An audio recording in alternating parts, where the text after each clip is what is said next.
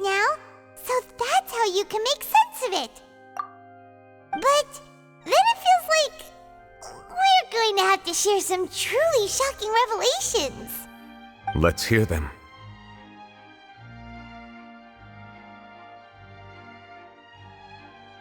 Incredible! Linny, did you hear that? We're not real humans. All Fontainians were originally created by the late previous Hydro Archon, with Oceanids as their basis. The evidence for that can be found in how only Fontainians could dissolve in primordial seawater, and how all the girls Vacher dissolved were also turned into Oceanids. Oh, and according to Navia, when she was about to get dissolved, she also saw everyone gathered around for a trial, all of them in the shape of Oceanids. Indeed. Yeah, and it follows from the content of the first slate that she probably angered Celestia by creating humans without prior permission. That could also explain why the Oratrice judged the Hydro Archon to be guilty. It's to account for that ancient sin. The Hydro Archon's true sin was creating us? And yet, after many hundreds of years, the Hydro Archon's creations have turned around to try to judge the Archon within the Opera Epiclese. The twists of history are often the most unexpected of all. Yeah, isn't the image here just like when Navia fell into the sea? So wouldn't it be trying to show the image of the Hydro Archon also falling into the sea once the prophecy has been fulfilled in the fourth slate? In the end, the people will all be dissolved into the waters, and only the Hydro Archon will remain weeping on her throne. Only then will the sins of the people of Fontaine be washed away. Did Paimon get all that right? You've made some keen deductions. I must say, given how much you still don't know, it is impressive that you've already managed to connect so many pieces of the truth. However, while you were able to decode all the information on the slates, they've also been etched with an additional layer of hidden information using a different power source. When we were at the ruins, I tried to decipher the hidden information recorded in the slates. But since we only had 3 slates at the time, I was unable to come to a full conclusion. Now that the slate collection is complete, I shall make another attempt to decipher the narrative recorded within. If everything goes well, we should finally be informed of the unadulterated truth.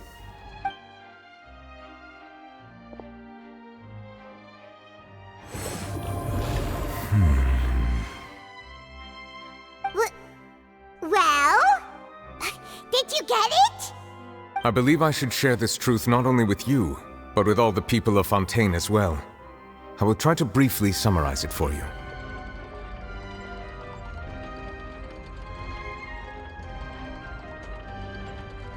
Your hypotheses regarding the origin of Fontainians and the sin of the Hydro Archon were both correct. In the Fontaine of old, the previous Hydro Archon sensed the yearning of her Oceanid familiars for life on land.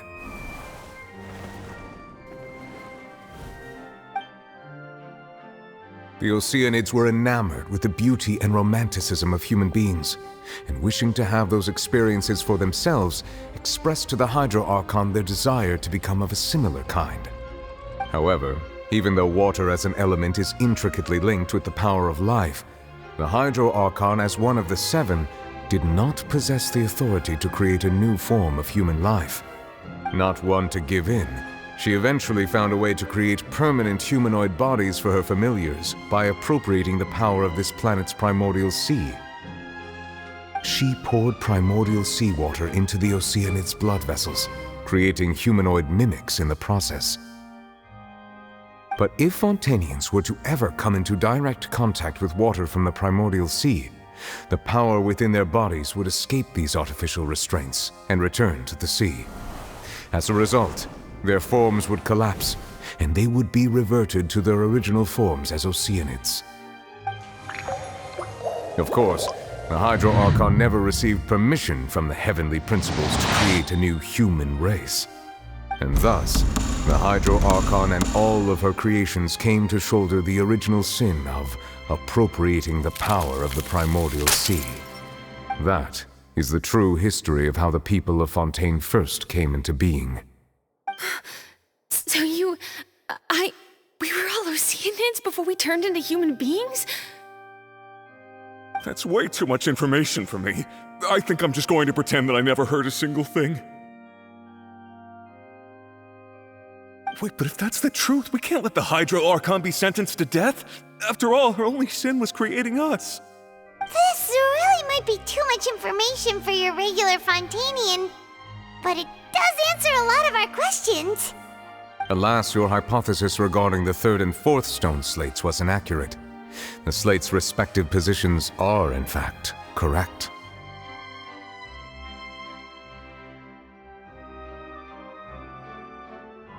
A key point of the visual on the third slate is how all the individuals depicted in the water are humans rather than Oceanids. They have not been dissolved, which implies that the water depicted in this slate is not water from the primordial sea.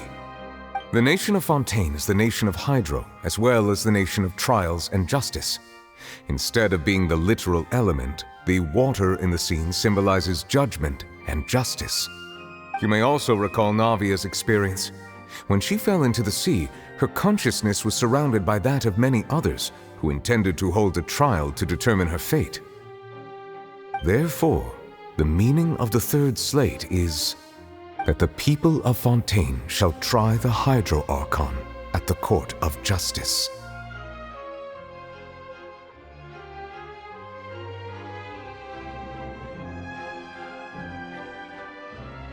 Yes, it refers to our present situation. I think I'm following now. So, what you're saying is, even though we decided to put on this trial to avoid fulfilling the prophecy, in truth, everything we've done has happened exactly as the prophecy foretold. So now, it seems, we're the ones making sure it comes true. What should we do? Huh. No matter what, the prophecy will be fulfilled. Is this what it feels like to be a prisoner of fate? If that's the case, does that mean the scene in the fourth slate will also be fulfilled soon? Traveler, I would like to point out another small fallacy in your deductions. About the fourth slate, you probably thought that the eruption of primordial seawater beneath the fortress of Meripede served as the surest sign that the prophecy was about to come to pass, yes? However, I believe that rather than being a sure sign, that eruption could in fact only be a small warning of something far worse to come. As for the root cause of the catastrophe, I believe you've already encountered it once before.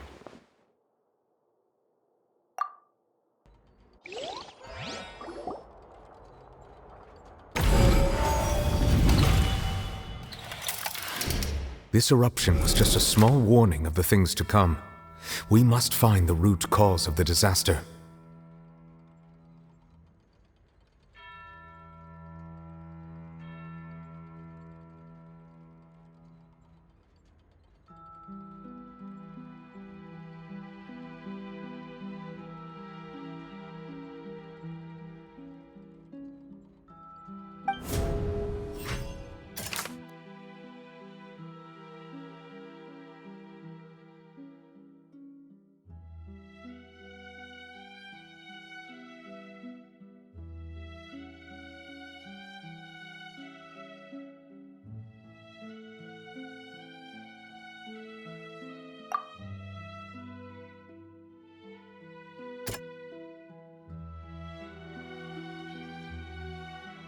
That doesn't sound quite right.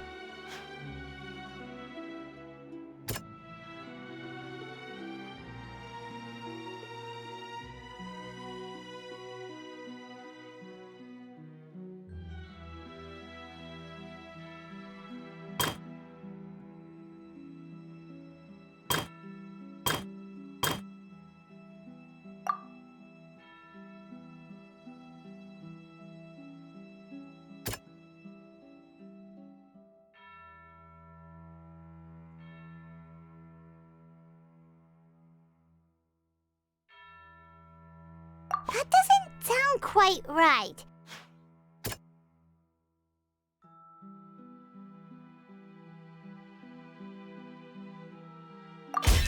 It was both dream and reality. If we're talking about a true culprit, that could only be that thing inside the primordial sea, right? The truth, the original sin, the trial, and the root cause of the disaster.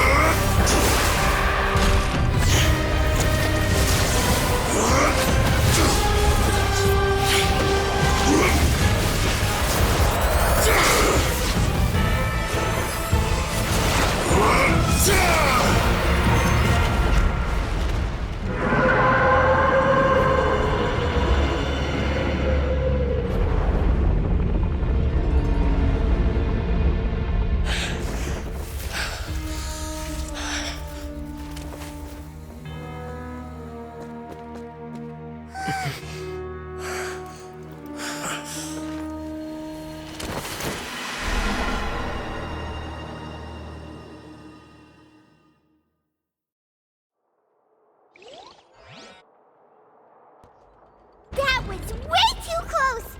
How did that thing just burst into the Opera House? Wait, was that the huge whale you saw in your dream?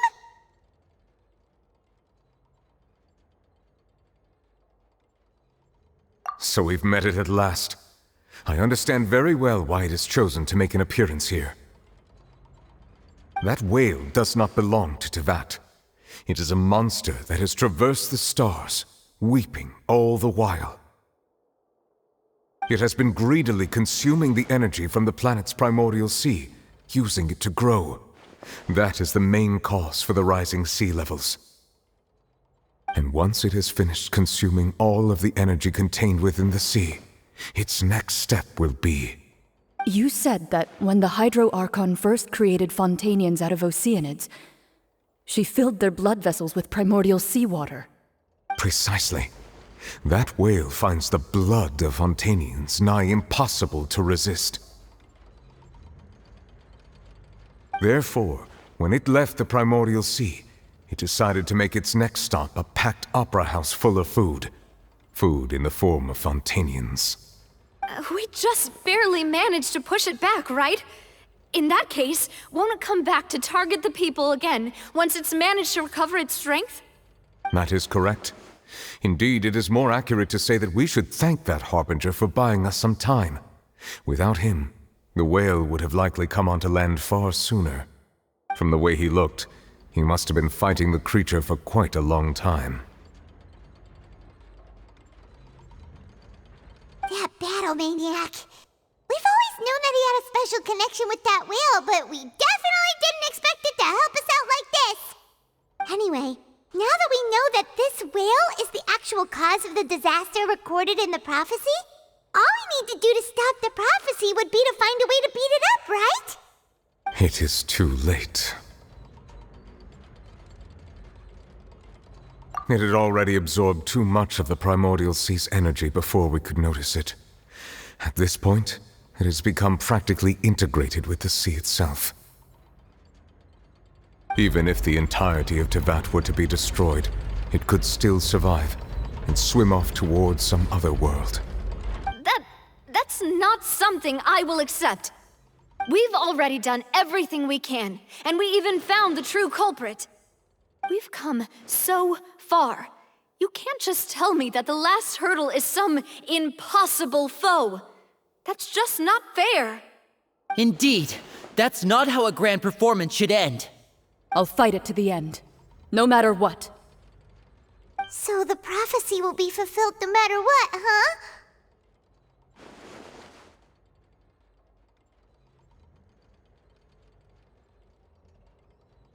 The prophecy.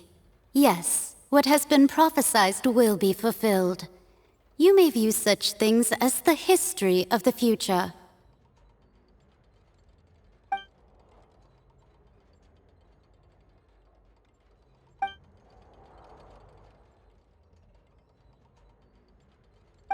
Just as prophecies are usually only the future as seen from the perspectives of the gods, could things be happening in hidden corners where the gods' gaze does not fall? Ultimately, fate shall serve as your only guide, no matter what will happen in Tevat's future. All you need to do is to play your part.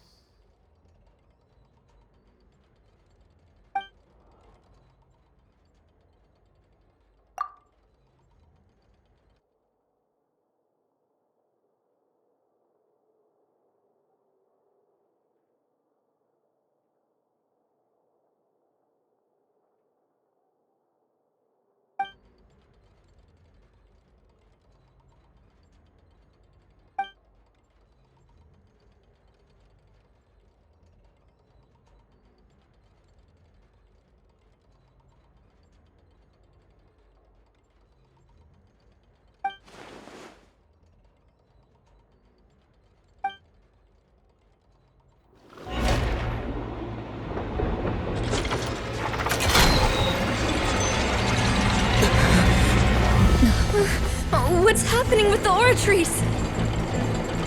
I believe it is preparing to carry out the death sentence.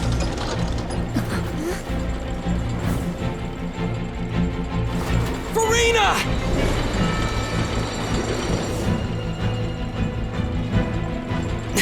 No, I still need answers.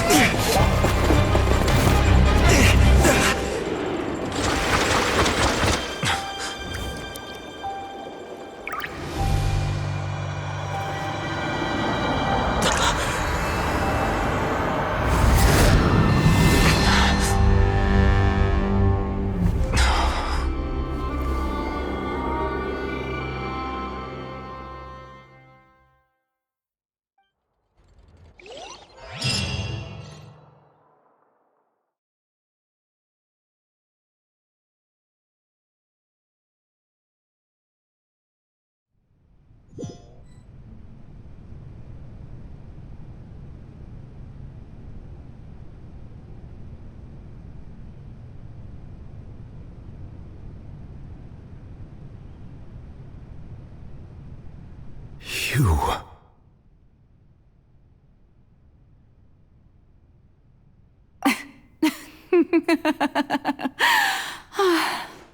Sorry. That shocked expression on your face is just too amusing. I couldn't help myself. You are not Farina. Who are you? The sweet sound of bewilderment. Marvelous. A sure sign that my attempt to deceive everyone was a resounding success. But to answer your question, I am Focalor. You know, the god. Focalor? Why did you deceive us? Oh, that wasn't my goal, of course. Goodness, no. But I had to fool everyone else too, if I was to stand any chance of deceiving the heavenly principles. Deceiving the heavenly principles? It's all because of that pernicious prophecy. Dreadful, wasn't it? Everyone doomed to dissolve. Fontaine condemned to be flooded. One was not amused. In fact, one was positively bemused when that problem was thrust upon me by my dearest predecessor. That's the former Hydro Archon Egeria for the uninitiated. It hardly gets more disastrous than a preordained national catastrophe, now does it? She knew full well that the prophecy would surely come to pass. And as one of the seven, she also knew full well that one defies the heavenly principles at one's peril. So yes, as you have no doubt surmised, it was a rather impossible situation that I found myself in. I spent a terribly long time mulling it over, alone on the ocean floor. And I was almost growing barnacles by the time I finally realized there was only one possible solution to this confounding conundrum.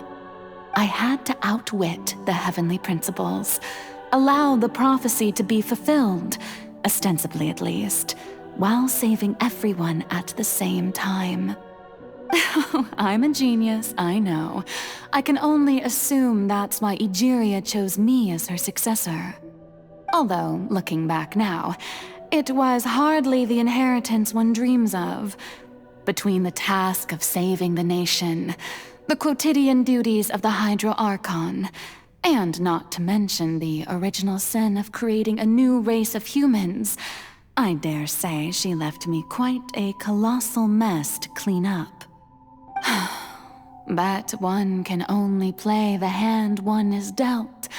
I did not choose this, any more than I chose to be one of her Oceanid familiars. So you were also once one of the Oceanids, transformed into a human by Egeria's hand? Yes, I was. I always dreamed of becoming human. And I still do, even now. In my eyes, to be human is to be part of the greatest opera ever known.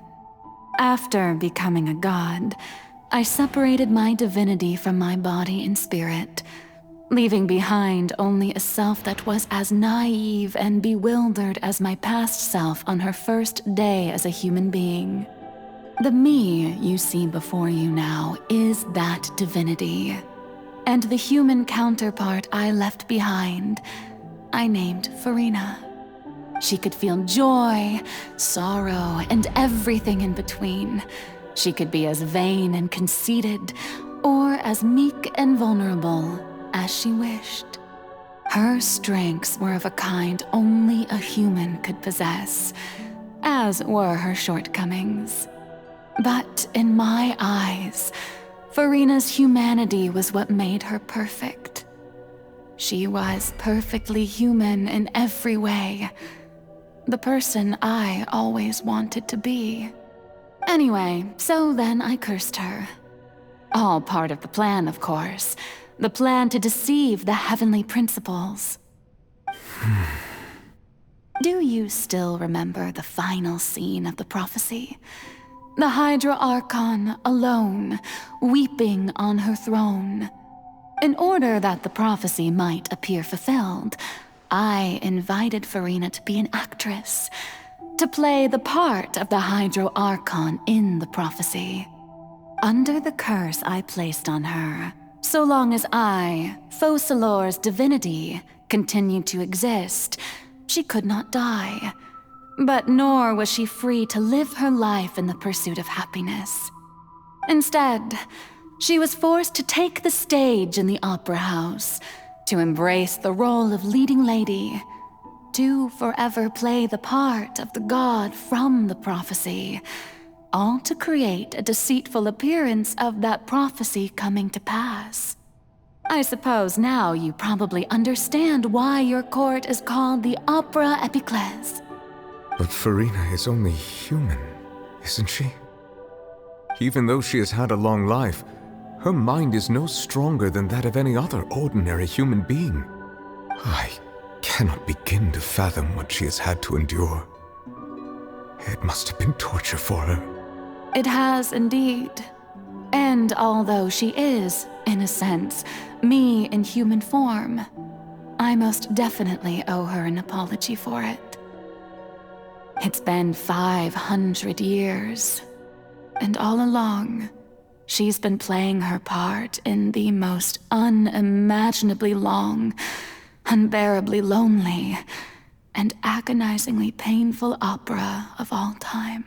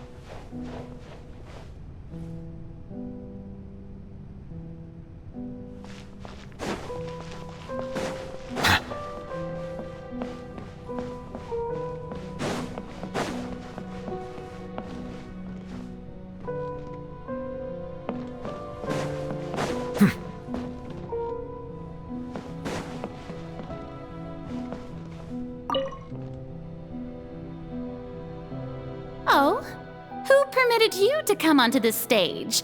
Now, I understand your admiration for my august self, but I must ask you to keep to the rules. All right. It is not my intent to reprimand you. There is no need to state your name. Just be off with you. Do not distract me from my performance.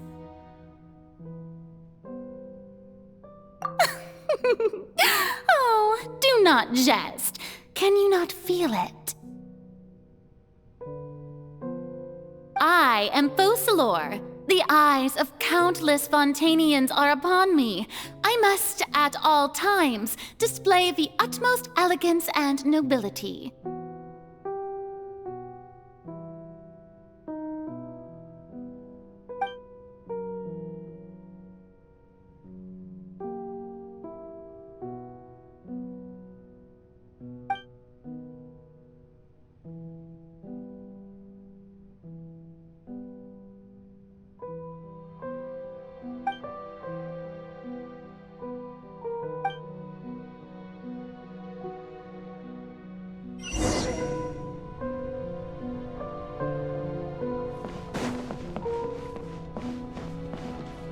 Dear audience, the performance is experiencing a technical difficulty, but worry not.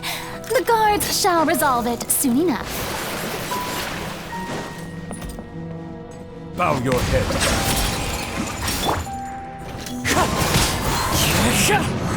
I will have order. Solidify!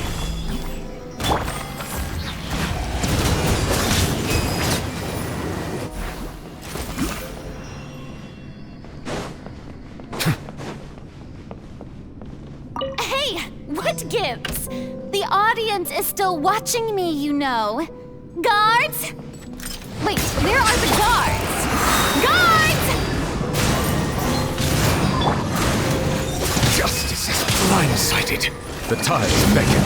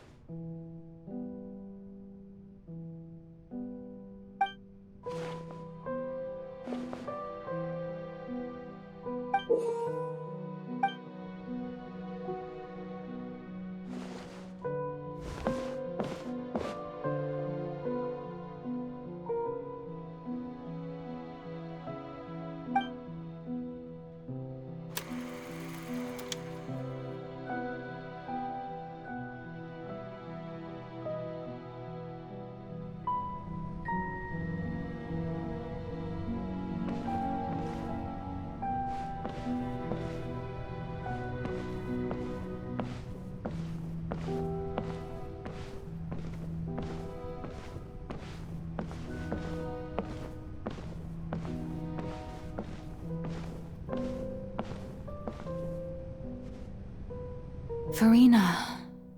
Farina. Huh? Who's that? Who's calling me? Where are you?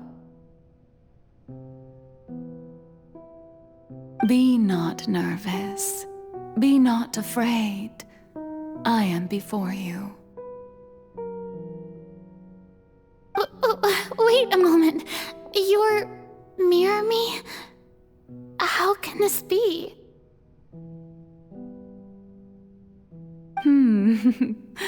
Mirror you, huh? You know what? That's not bad. Let's go with that. Mirror me? What do you wish to say? The prophecy. Have you heard of it? What prophecy? Wait. I know. I think. I don't know why, but it's in my head somehow. The people will all be dissolved into the waters, and only the Hydro Archon will remain, weeping on her throne. Only then will the sins of the people of Fontaine be washed away. Oh, very good. You know it well. What's going on? I can't seem to remember anything clearly. The only thing I know for sure is this prophecy. Will it really come to pass? Yes, it will. And that is why I've come to you. Disaster will come to Fontaine sooner or later. Things will develop just as the prophecy declared. There is no escaping it. But doesn't that mean everyone will die? I'm a Fontainian just like them. Will I dissolve too? Oh, don't worry. Magical meetings exist in this world precisely to give people a chance to turn things around. It is the reason why you met me today. I will tell you how to save everyone, but you may have to suffer somewhat. Oh, so there's still hope after all. Goodness, you frightened me. You spoke so much and with so much certainty. As for the suffering, well, I will admit that the first thing that came to mind was, why do I have to be the one to suffer? But if the prophecy will come true, I'll also die anyway, right? So if I've already met you as my magical meeting in this world, if there were scales, with all the people of Fontaine on one side and my pain on the other, is it not obvious where the scales should tilt? You truly are the perfect human, my ideal. I suppose this would also be the justice that belongs to you. Huh? Don't worry, it's nothing. Listen well. Fontaine has just lost its Hydro Archon. I need you to play a role, that of the new Archon. Play as a god? That's right. You must begin a never-ending masquerade. You must never let anyone suspect your identity. If you can keep it up, then I shall have my way of defying this prophecy. But should your identity be revealed, then all hope will be lost. But how will I do this? A human assuming the role of a god without being exposed. Don't worry. What you must do is not to turn yourself into a real god. You simply need to play the role of a god as humans imagine them to be. Being a human yourself, I'm sure you already know what such an entity would be like. Remember, your true challenge will not be pursuing divinity, but contending against humanity. I'm still not sure I understand, but I'll try. I'll try to do this. So, how long am I going to have to play this role? To accomplish this mission, you will have to stay on the stage for many, many years. You will endure and not grow old until your task ends.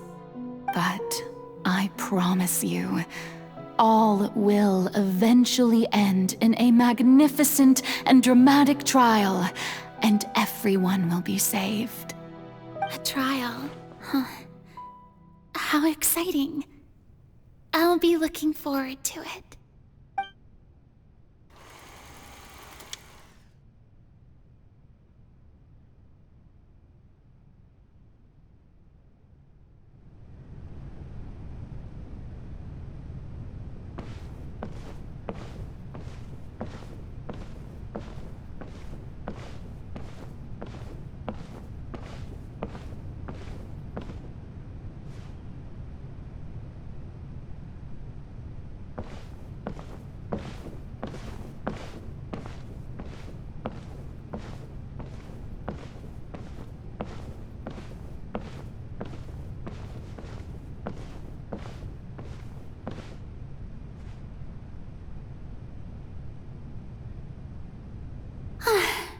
The Maison Cardinalise has announced my accession, but this is my first time facing the people.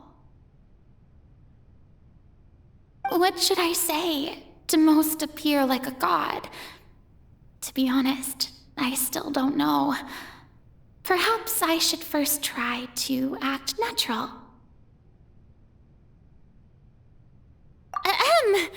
Ladies and gentlemen, good evening, and welcome to the Opera Epiclese.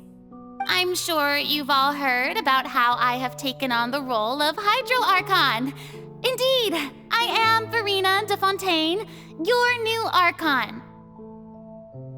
In truth, I know little about becoming a nation's new god, but it will be my honor to guide you all. As the god Focalor, the god of justice, I shall do all within my power to lead you into an age of fairness and justice. Once again, thank you all for coming.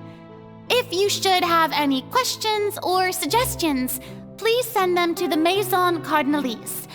The future of Fontaine will require us to work together, after all. This should do it. I thought I might stammer, but thankfully, I was able to convey my thoughts just fine. Okay, and next. That's the new Hydro Archon. Is this some kind of joke by the Maison? I would have thought that a being that surpasses humanity would be a bit more assertive. Hey, did you hear that? She even told us to send her suggestions there at the end. Shouldn't gods be all-powerful?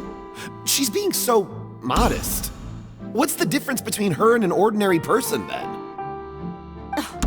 If you ask me, perhaps the succession didn't actually happen. She might just be a Maison-back puppet. Wait, what's going on? Why is everyone suspecting me of being a fake? Oh, this is bad. If I get exposed here, there'll be no saving the people from the prophecy. Right. Mirmi said that I just need to play the role of a god as humans imagine them to be. Calm down, Verena. Think. What do the people want? How would they imagine a god to speak and act? Assertive, with a strong sense of presence. One who can dispel all doubt. That is the character I'm fated to play.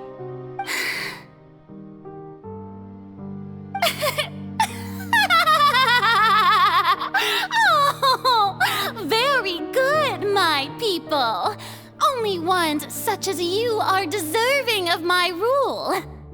Now, I was wondering if some weak puppet were to one day come onto the stage and claim ownership of this opera house, would the children of Fontaine follow them? Well, it seems that you would all see right through them. Having passed my test, you are qualified to witness wondrous trials alongside my august self, here in this opera house. You may consider my previous act a door gift of sorts. I thought it was a debut that suited the atmosphere. Now then, let us be reintroduced. Ah, so that was just a performance. How could I have forgotten that we were inside an opera house? Her personality? It's quite shocking, to be honest, but I suppose it's a better look than before. Such a fascinating and bold deity. How wonderful! Our future may yet be bright after all. It seems I've turned them around. Best follow this flow and restart my accession speech. My dear people, whether you acknowledge me or not, whether you trust me or nay, I say to you, keep faith in your ardor for justice. We have heard it said that this nation's sins can no longer be washed away. Well, I say that justice is most fragrant when it blooms amid sin.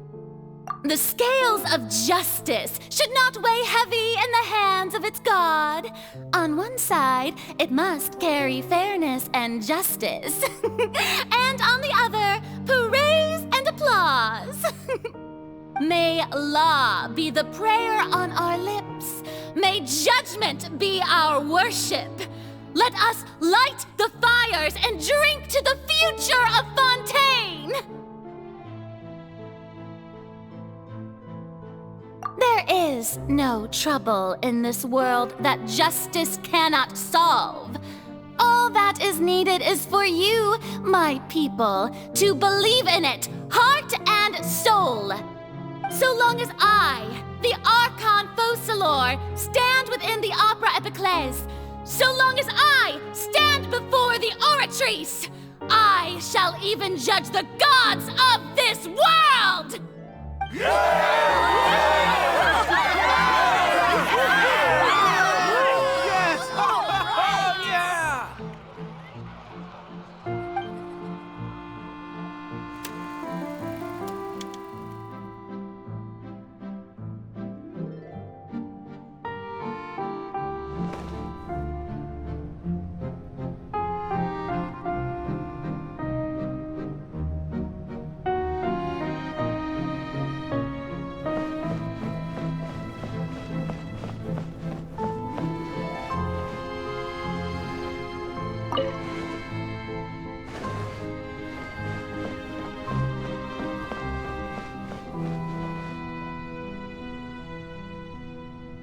Lady Farina, here are today's case reports, as well as a summary of the follow-up for your perusal. Come now, was I not just at the Opera House in person? Leave these kinds of things to Neuvillette. Besides, none of these trials were the one that I'm looking forward to the most. If I may be so impertinent, what kind of trial are you truly looking forward to? A magnificent, dramatic, and wondrous trial. A trial to end all things. How could you hope to understand? That's true. I fear I lack the ability to grasp your divine thought, Lady Archon. No need for fright, and do not take what I said before too seriously. Go now, do your duties. The trial I await. It will come one day.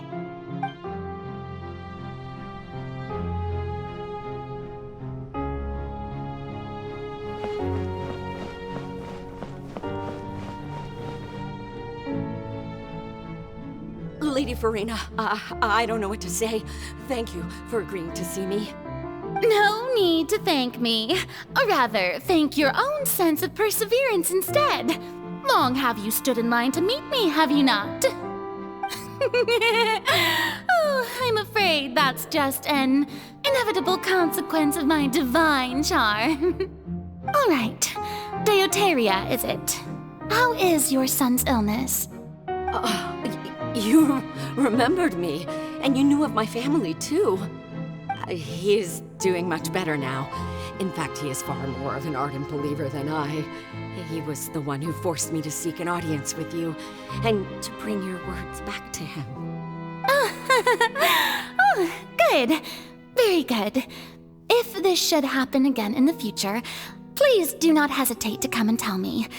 Going down to citizens' homes every so often, while not usual practice, should serve as a fine change of pace. Ah, you're such a gentle and wise god. Thank you once again, on behalf of my son.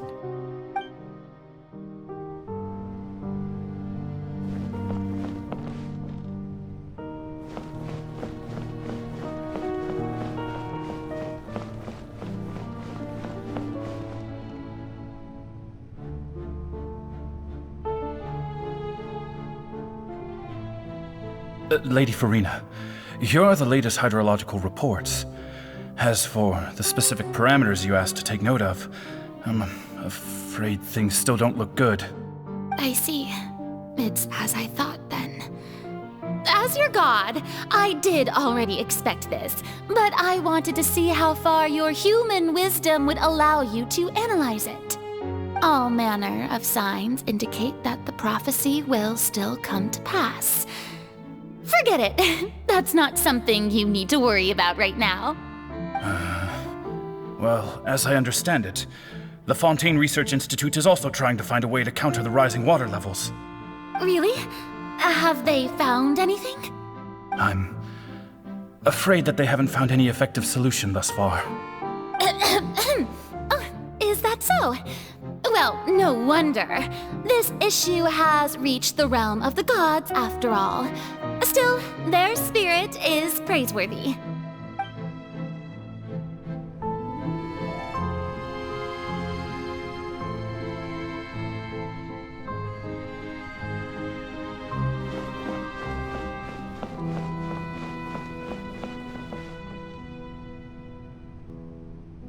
The day is finally over. I haven't had a moment to breathe this whole time. But it's good to see that everything's getting on track. There are no longer any voices of suspicion. Maybe this is fine. I just need to keep going, and everyone will be saved. All right, Farina, don't think too hard about this. You need rest. Tomorrow's a new day.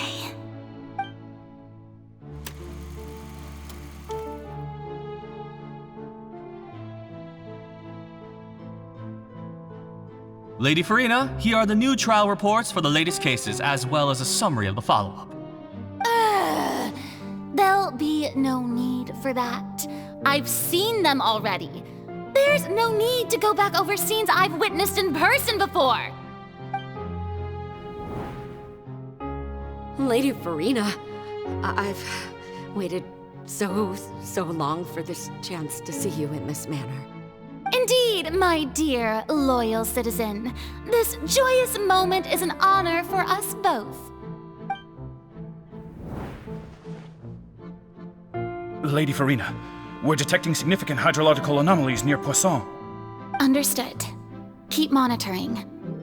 Keep me informed should anything come up at the Institute.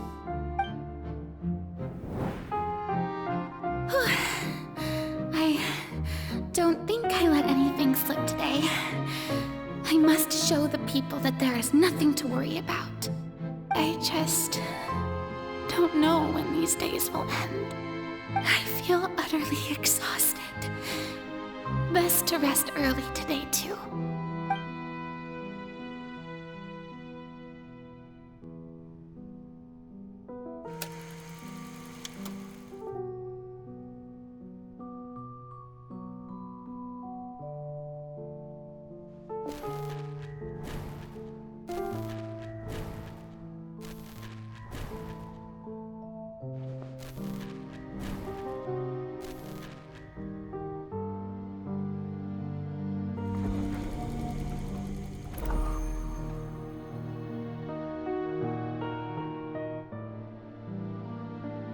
Lady Farina, it's like a dream being able to speak with you up close like this. I've heard that the first member of our family who was honored to receive an audience with you was Madame Deoteria, almost 20 generations ago. And what a fine family yours is indeed. It brings me great joy to meet such a faithful believer, a descendant of a line most ardent. Surely you exaggerate, Lady Farina. My lady? What is it, good citizen? Oh, are you crying? Oh, really now? I didn't even notice. This must be the overflow of hydro from my person. Well, can't quite help being the god whose dominion is the waters, can I? No wonder. No wonder. A manifestation of your power, then. Oh, Archon, I am honored to have witnessed it. Honored indeed.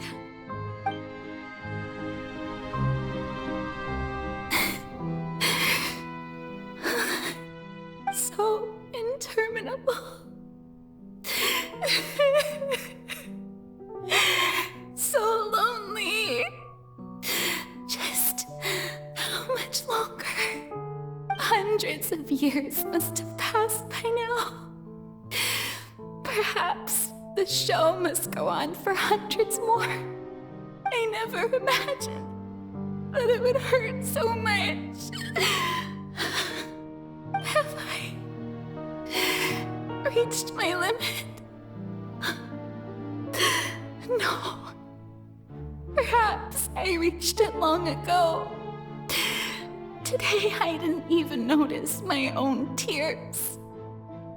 I want to tell someone, anyone, about this.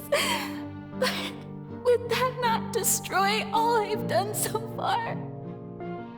I've conducted so many investigations across the centuries, but there's not even a sliver of hope that we might break the prophecy. All I can do is keep heart. I must maintain this act. It is the only way to save Fontaine. Please, mirror me. You have to succeed.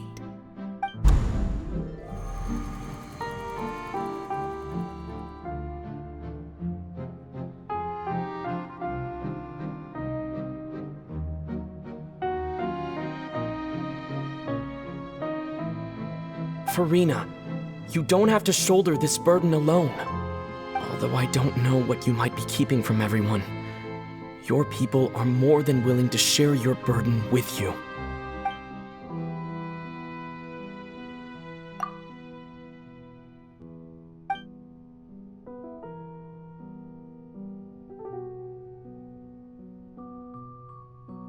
Share my burden.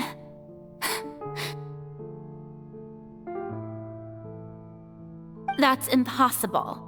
It was fated right from the start that this would be my duty alone. But even if your burden doesn't need to be shared, you can still choose to confide in someone. Just share it with me. I'm what you'd call a witness. A witness? Yes, I've heard that you came to Tevat from beyond the stars, yes. In other words, you never belonged here. And if Tevat is, in its entirety, a show on a stage, then you're just a spectator, aren't you? If that's the case... He's right. I could confide in him, couldn't I? But if things don't play out as expected, the people of Fontaine will be the ones to pay the price.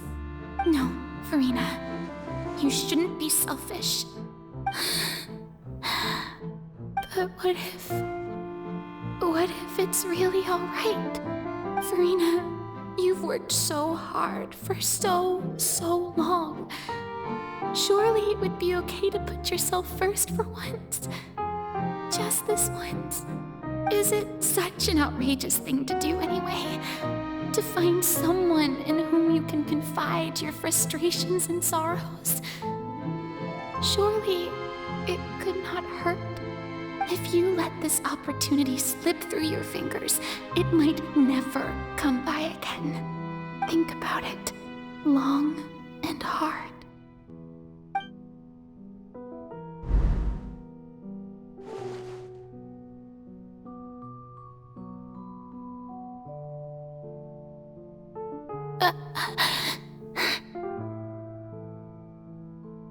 No, I have nothing to say. I am Farina, the Archon of Fontaine. Everything will surely get better. All you need to do, dear spectator, is to witness my performance until the curtains fall.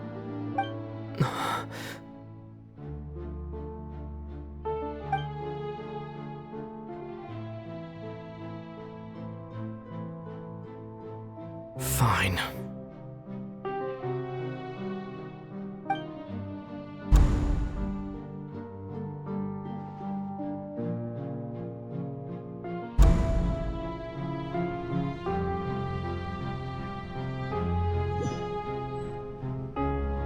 So even Farina doesn't know the truth? You've never once let her in on the full plan? Yes, it had to be done. To deceive the heavenly principles, you must first deceive yourself. She did very well. If she had let her resolve falter even once in these 5 centuries, Fontaine would have been doomed to the most tragic fate. It seems that trusting humanity was the right decision after all. I believe that I understand how your deception works, but that is only half the truth, is it not? How would you build on this foundation to save the people of Fontaine? That is the most important thing. Ah, good. Of course, the Iudex of Fontaine has pinpointed the crux of the issue. I'm sure you've long sensed that the Oratrice is no simple machine, yes? I've always suspected that it had its own consciousness, and Linny did mention that he heard a human voice within the core chamber. It now seems that that person was you, hidden within the machine all along. Am I right? And then I became one with the Oratrice, taking Fontaine's gnosis with me. Yes, it would seem so, wouldn't it? Alas, your understanding of this device still lacks sufficient depth. In truth, it is no enactor of justice. It is, in fact, a device created to kill the god of justice. I beg your pardon?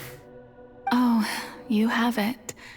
And to be more precise, not only will the Oratrice take down the god of justice, it will also take down the divine throne upon which she has been placed. I mean, did you think I would be the sort to enjoy peaceful repose while Farina suffered?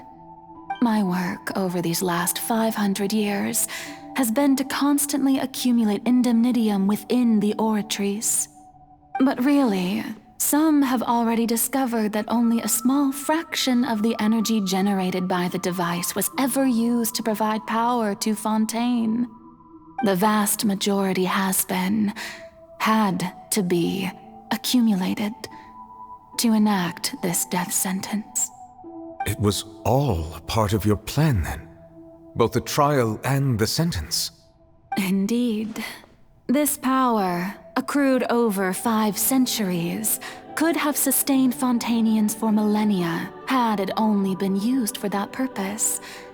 Almost all of it has now been stored within the Oratrice. But only power of this magnitude could hope to destroy the Hydro Archon's divine throne, shaking the rules established by Celestia and breaking through the institution that is the Seven. So the Oratrice's call for death was for neither Farina nor Focalor, but for the Hydro Archon. The destruction of that divine throne. If I do not misunderstand your intent, you must be... Returning what's rightfully yours to you, of course. In other words, this was all done to return the authority of the Hydro Archon to the Hydro Dragon of this planet. But...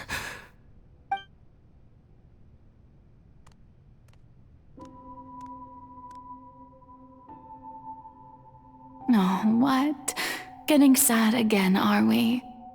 The authority of the ancient dragons shall soon be yours once more, O Hydro Dragon Sovereign. And this is the face you make. all you've done throughout the years is just so you can sacrifice yourself at the very end. I've never quite seen it that way, you know. Even now, I'm quite pleased at how well my deception worked.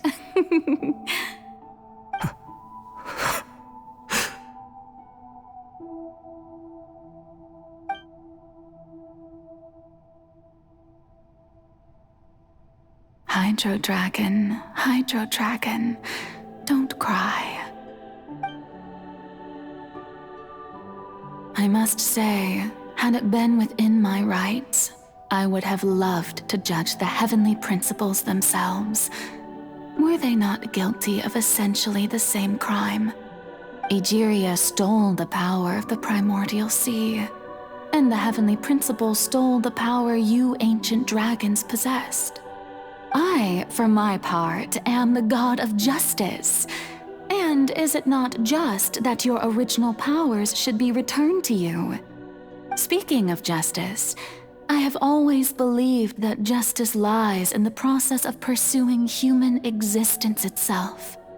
So, if the theft of the primordial sea's might was Fontaine's original sin, then, leaving matters of procedural right and wrong aside, the descent of the Fontainians as humans and their right to exist in this world would be Fontaine's original justice. In other words, existence was Egeria's justice, and to me, justice is the continuation of that existence. Defying the prophecy and ensuring that Fontaine's people shall live on, that should be the justice enthroned over all others. At this point, we, whether it be myself or all other Fontainians, have shouldered the burden of this sin for far too long. Iudex Nervillet, the highest judge in our land, when you regain your full power as an elemental sovereign, what verdict shall you pass upon us? So when I was invited to the court of Fontaine to serve as Iudex, I see now that that was your idea too. At last, I now understand the true purpose behind this position. In the beginning, I was uninterested in human existence. But these 5 centuries of living alongside them have gradually brought about mutual understanding between us. And I have even attempted to feel as they feel. You are a devious one, Focalors. Things being as they are, surely you know that I could never declare them to be guilty.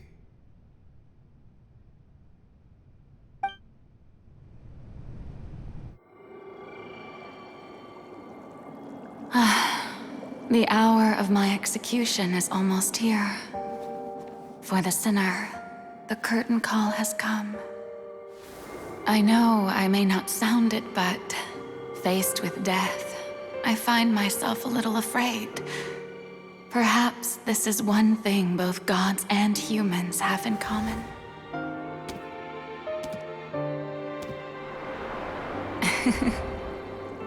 Farewell, Nervillet. I hope you've enjoyed the part you played these 500 years.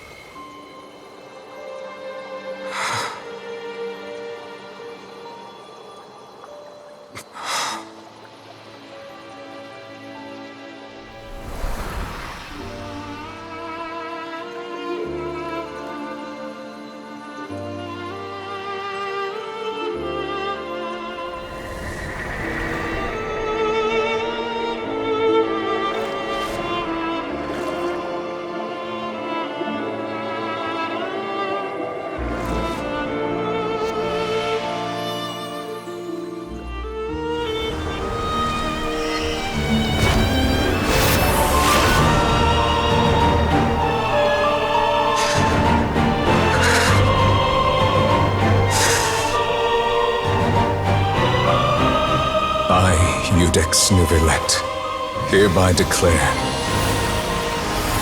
people of Fontaine, your sins are forgiven.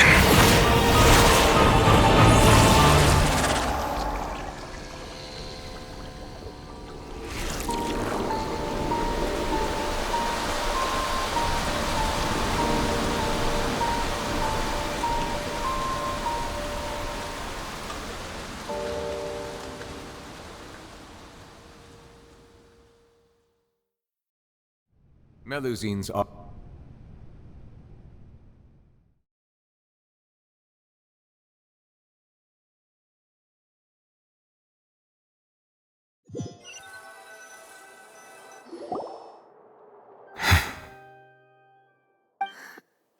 What just happened? Has the death sentence been carried out? Was that bright light some sort of misdirection? I have a feeling that something huge just happened. But since we're all still alive and haven't been dissolved, I assume whatever happened was good for us. It's time to end this. We must mete out punishment to that beast. Didn't you say just a moment ago that it can't be defeated? I have gained the strength sufficient to deal with it. Through certain means, I now have the ability to separate the power of the Primordial Sea from that creature. We should seize the opportunity to pursue our quarry. Traveler, now that the oratories can no longer function, I require an executor to help me mete out justice. The root of the calamities befalling Fontaine, the beast that enacts the prophecy, its name is the all-devouring Narwhal. Come with me, traveler. The hour of execution has come.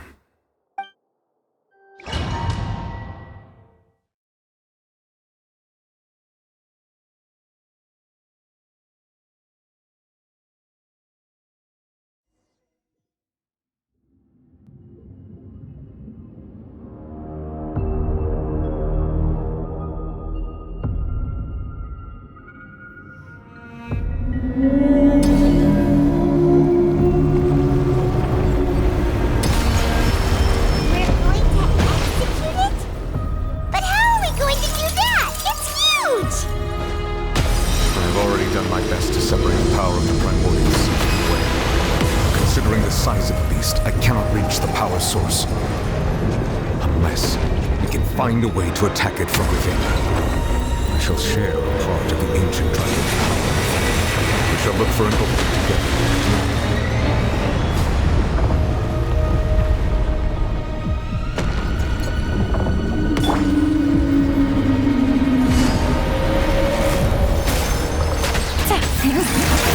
Sorrow to our hostility.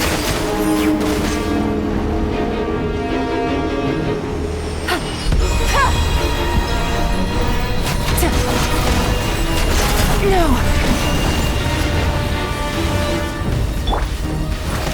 Stabilize!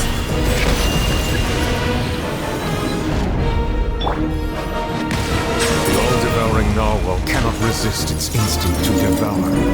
Continue to trigger its hostility, and a chance will present itself.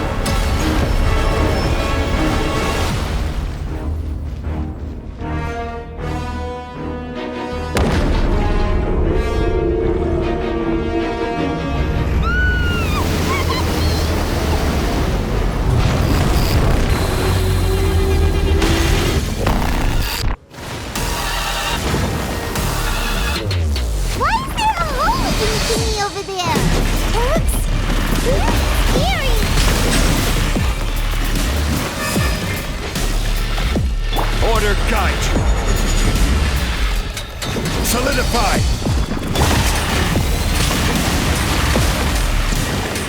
I have granted you my protection. Do not fear. Seize the moment and use my power to suppress its root from within. On my part. Risk is low, but it poses no threat to me. Let the mighty be humbled!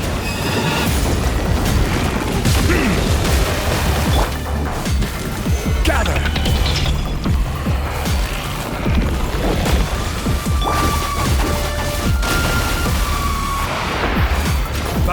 pit.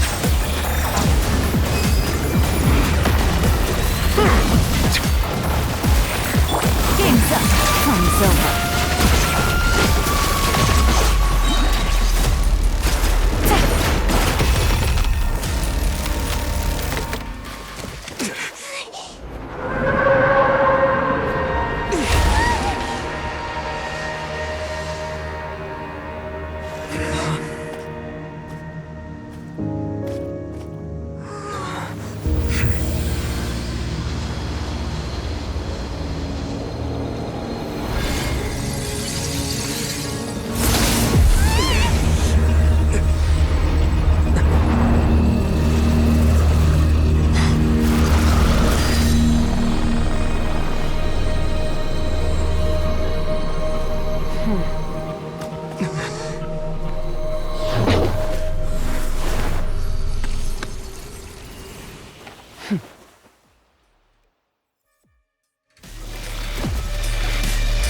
Thanks for helping with the cleanup. It should have been my job, but... oh well. It was just supposed to be a short private training session for me. I didn't think that my disciple and my master's pet would start brawling in the meantime.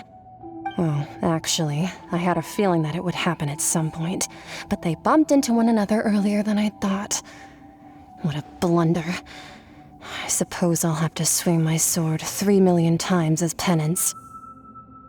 That power. Who are you exactly? Paimon has an idea. From what she said earlier, she must be Child's master. Skirk, right? It's just that he gave us the impression that she was the less talkative person. I simply did not have anything to say to the weak. But you, on the other hand, managed to defeat the all-devouring narwhal without using power from beyond this world. So you may speak to me as equals.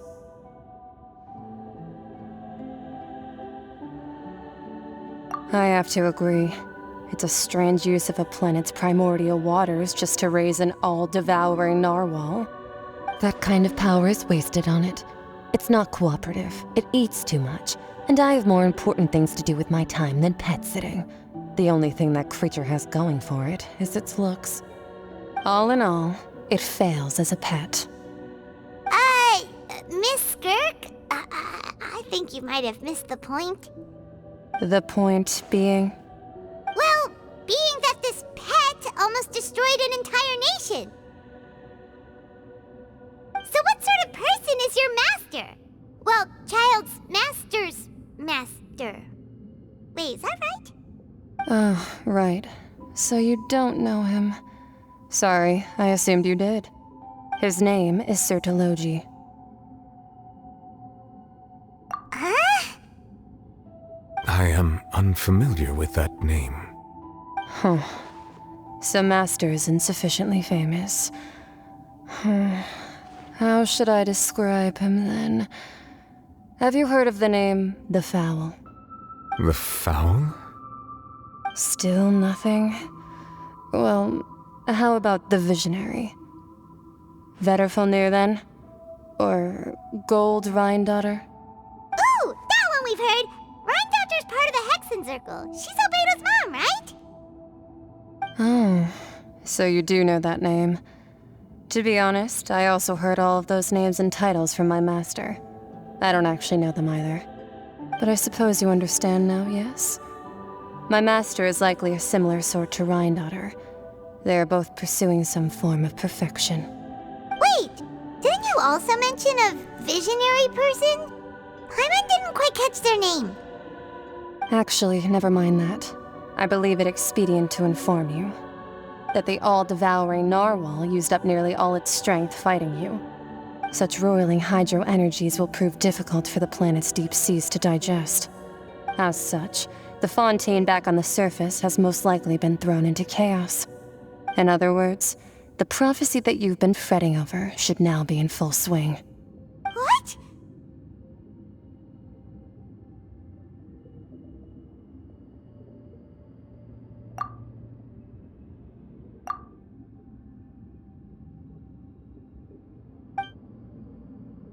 Not to worry.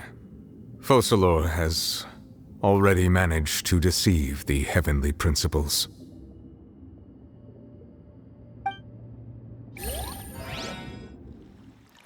In the end, the people will all be dissolved into the waters, and only Farina will remain, weeping on her throne.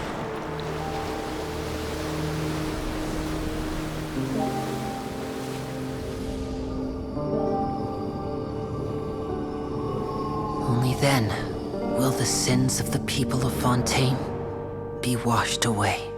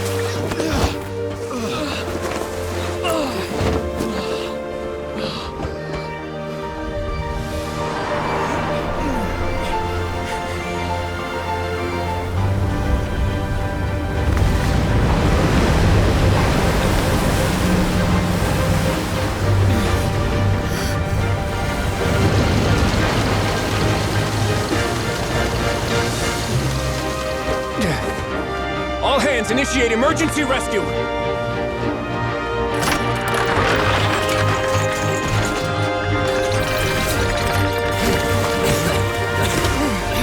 Hurry!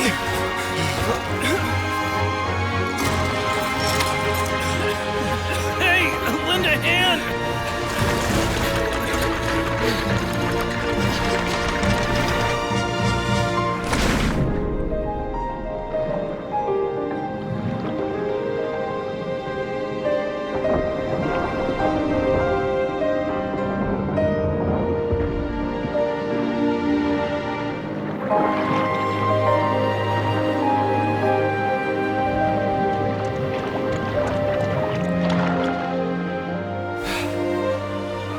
Look! The water's receding!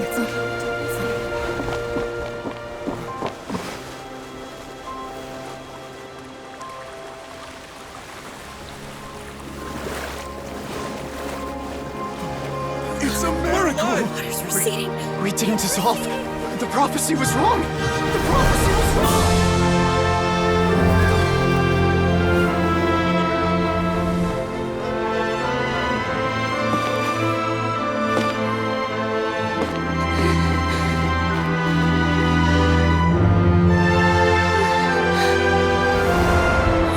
Are you alright?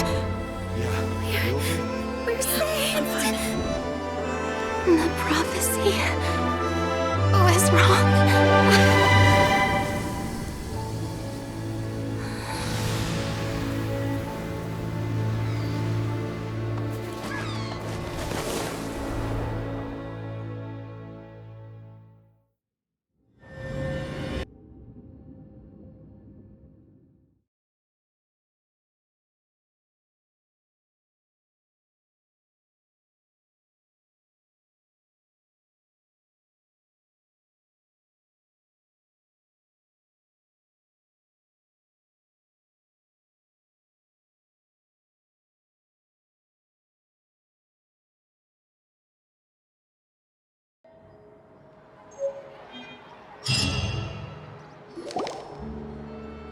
The Solo renewed! The Spina di Rosula talks post-disaster rebuilding. I recently visited Poisson to meet with Miss Navia, spokesperson of the Spina di Rosula, and we spoke about Poisson's present and future. Old soil can still give birth to new bloom, Miss Navia stated. Hope is like seeing a small cookie when you're starving late at night. You just need a little of it. Skyship Winglet, boon or bane of the Fontaine Research Institute. The various disputes that have arisen on account of Mr. Edwin have suddenly become a shield over the Institute, with Jurier turning out to be a once overlooked hidden gem. People always call the first researcher mad, but few know what to call the second. And should that latter person achieve a miracle, they would find it all the harder to find a word with which to classify him and his team. Wow! Paimon barely recognizes the people in the reports. Are those really Jurier and Navia? They sound like real big shots.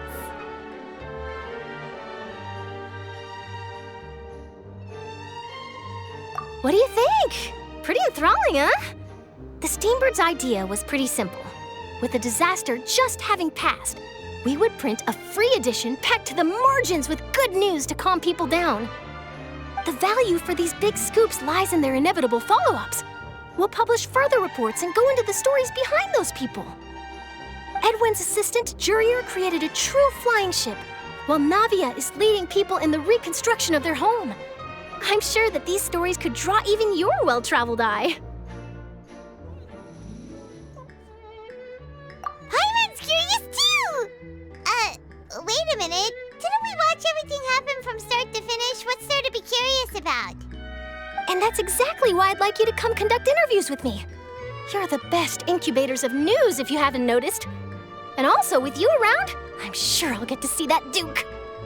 Are you sure? Hasn't he turned you down several times already? Oh, this time will be different. Come on, let's head to Poisson first, and then make a trip to the fortress. There are some things you'll only know when you get there.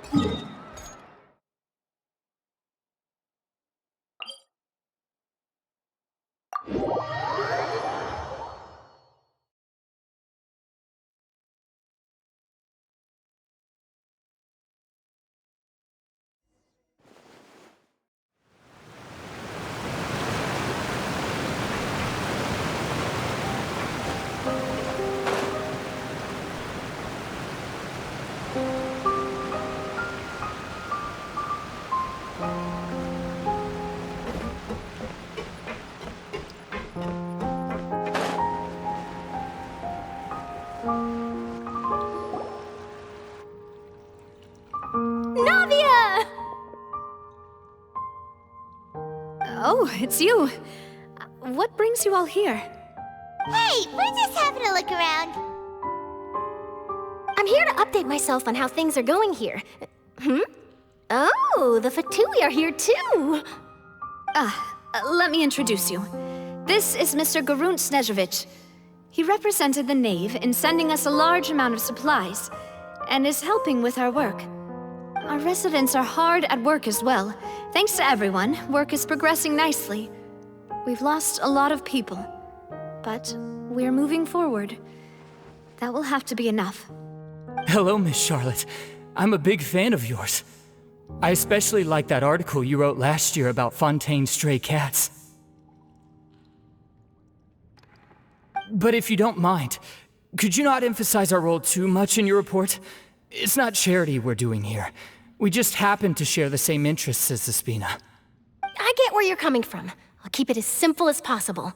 Or would you be willing to feature as friendly neighbors?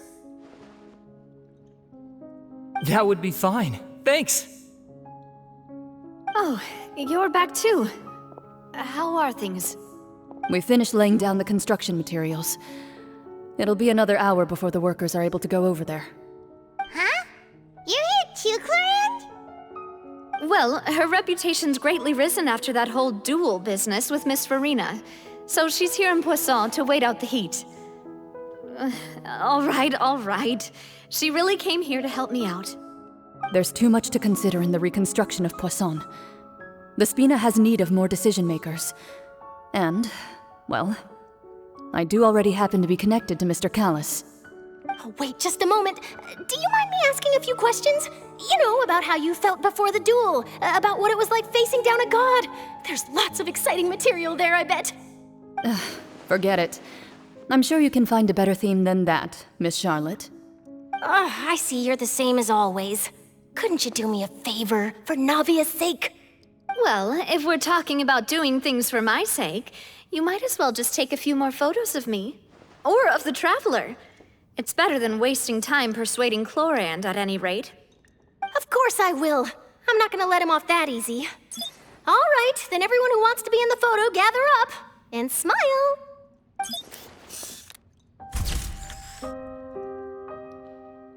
How did it go? Was it a good shot? Did Paimon look cute in it? Not bad. Your addition really helped the composition of the picture. All right, hang on a moment. Let me snap a few more shots.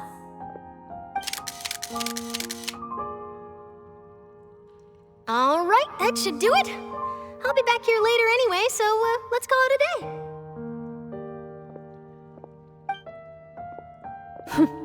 You're very quick. Speed is of the essence when it comes to the news, and freshness is the key. Also, not to brag, but I'm pretty good at building connections. Who knows? I might eventually get that interview with you after all, Miss Chlorand. Wow, you really do have that never say die spirit. I'm impressed. I'll hazard a guess that this is how you got that interview at the Fortress of Maripede. Whoa, you're well informed. Let me make a guess too. I asked Sijuin who told Monsieur Nervillette, and he told you, right? That's a very complete information chain. In truth, all Monsieur Neuvillette asked me was, when did the fortress become so friendly towards the media? I told him that it was best not to speak too soon. There's no guarantee that Wriothesley will make a personal appearance. You're right. I've got to treasure every moment I have with them. In which case, I'll be making a move first. Stay safe now. And tell me if you hear anything interesting. I'll treat you to afternoon tea in exchange.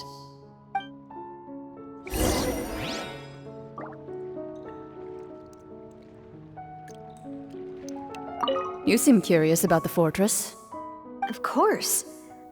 That Wriothesley. I still remember going down to the fortress to grill him for information on my father's case. Boy, did he take me for a ride. Without telling me anything, of course. But he did invite you to tea, didn't he? 2 large pots of it, in fact. It was good tea, though. I have to agree. The tea there is very good. Speaking of that, would you like to have some today? I mean, you've got time, right? Well, I'd be partial to some shortbread. Wow, it's like we've got a menu or something. Sure. Good. What flavor of biscuits would you like, Mr. Snezhevich? Me? I'm fine with anything. But I would prefer chocolate, should you have it. All right. Leave it to me. I'll go over the newly arrived supplies with you later, Mr. Snezhevich. We should be able to finish the preparatory work today. That works great for me. Huh. Is it just me, or did you get a new lipstick? I did. It was a gift from Sijuin. Want to give it a try? I think the color would suit you, too.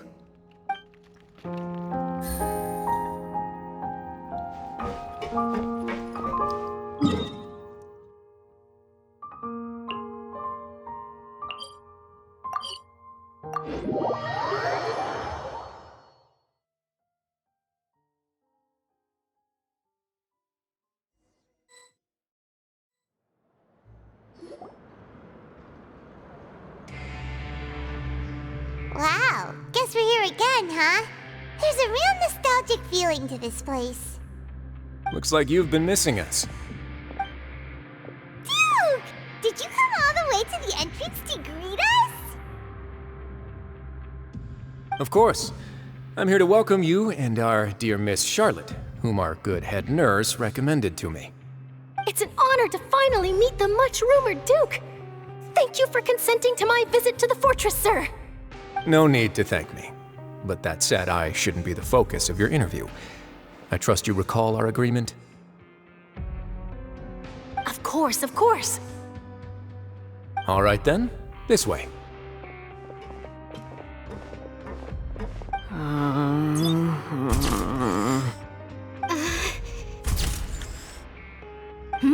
Hey, no need to be so nervous. I've already taken all the photos we need. Miss Charlotte, Do these pictures really need to be published on the cover of the Steambird? It would seem that Miss Lorvine doesn't want her face to appear beside that of Mr. Jurier, hmm? Sir, please don't say things like that. But it looks like dear Mr. Jurier denies it. Might this interview be very important to you, then? No, I just... This is my first time being interviewed, and I'm very thankful to the Steambird for... Now, I might not look it, but I actually did meet Mr. Edwin once. And I'll be honest, I enjoyed chatting with you more. You've definitely got more of that genius vibe going on. The boat that brought about a miracle, the ark that saved the people. Why, you recreated a myth back there, like an emissary of legend. Still, if I might ask, where's that flying ship now? Huh! Looks like Charlotte's trying to get herself another exclusive scoop. I have to apologize, but that ship is presently in the bowels of our factory. I'm afraid it won't be easy for you to get a shot of it. Really? Well, then in that case, could I have an interview with you to make up for that loss?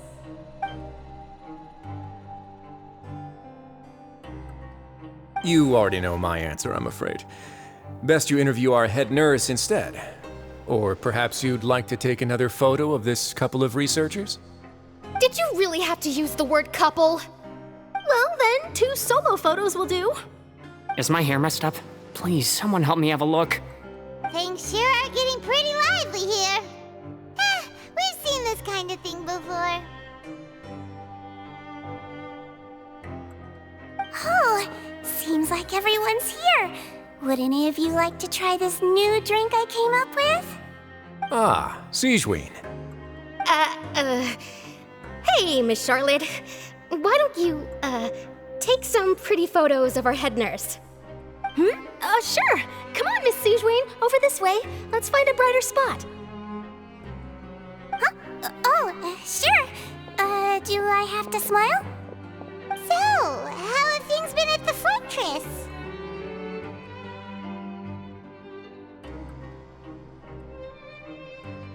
Same old, as you can see.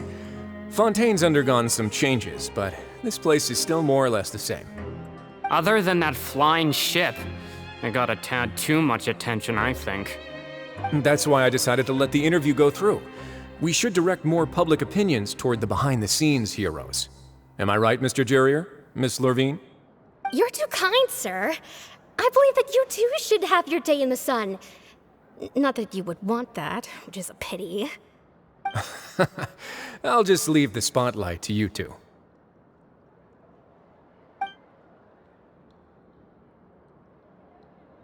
I see. Lots of things happened that day, huh? Anyway, regarding that Harbinger, I'm not sure you remember, but his 3 young followers are still waiting for his return. He sure did win them over, huh? I'll tell them that there's good news and bad news. The good being that their boss seems fine, and the bad being that they must face extended sentences for abetting his escape. Oh, actually, what about you? Are things gonna change for you too? What change can there be? The fortress will keep chugging along, and so will my duties. As to what Miss Farina's departure will mean for the nation, and if our laws and governance will be transformed, we'll leave those to the folks in the overworld. Hey everyone, the photo shoot's done. Good. In that case, let's call it a day here. Thanks for your cooperation. Come on, Traveler, let's go. Till next time, everyone. There'll be a next time? Maybe. Who knows? I might write a story about the underwater factory next time. Until then. All right, last stop, the docks.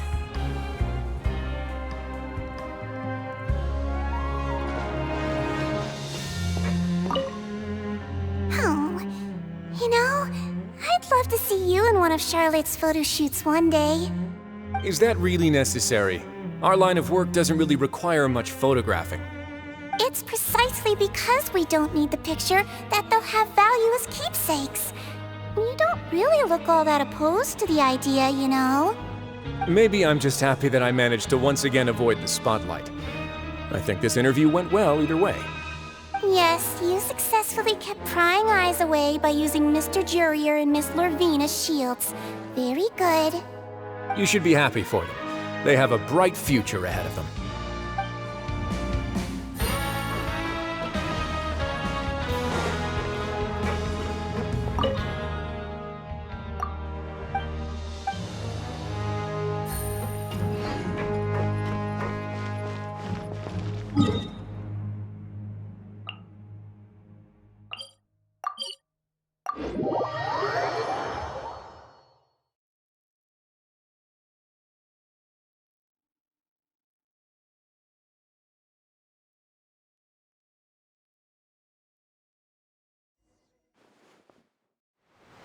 This blinding sunlight is such a pain.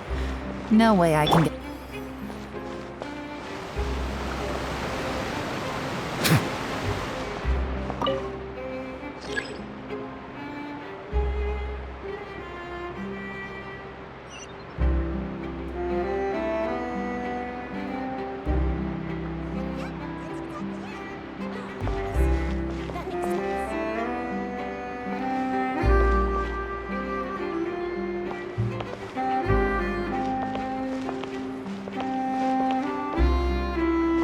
Settle down!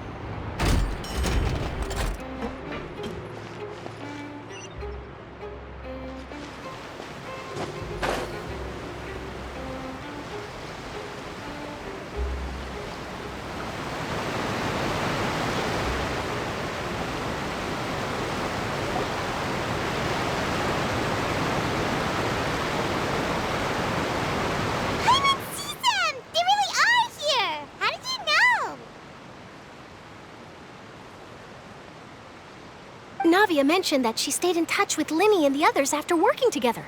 Apparently, they've been at the docks distributing these strange pockets the whole time since. Traveler, Paimon. Ah, and Miss Charlotte, too. Would you like a magic pocket? What sort of gadget is it? It's a wondrous bag that can be used to carry many things. The water level has returned to normal, but if you see any of your things floating around, you can use this to carry them. Or you could trick a friend into doing it for you. Trick a friend? I wonder which of my friends would fall for that.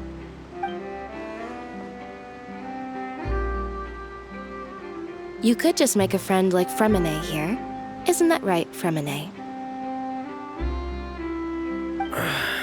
Is this what you meant by, I'll help you make some more friends?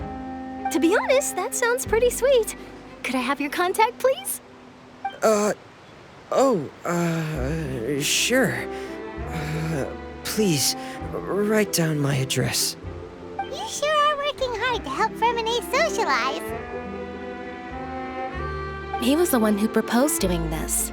He even wants to assist in our magic shows. Yes, I was planning to first introduce Pear as an assistant, and later Fremine himself. In the future, I think we can leave underwater escape magic to him too. That said, would anyone want to see a diver escape underwater? Oh, it'll work out. Every journey begins with the first step. He'll become a part of our show eventually. Lynette, could you come over? Miss Charlotte says she wants to take a picture of us. Got it. My, that Charlotte is rather perceptive. She got rid of everyone the moment she realized I had something to say to you. So, how have things been, Traveler? Father says that you did a great deal during the latest events. She's very grateful for your contributions to Fontaine. That's all right. We were more than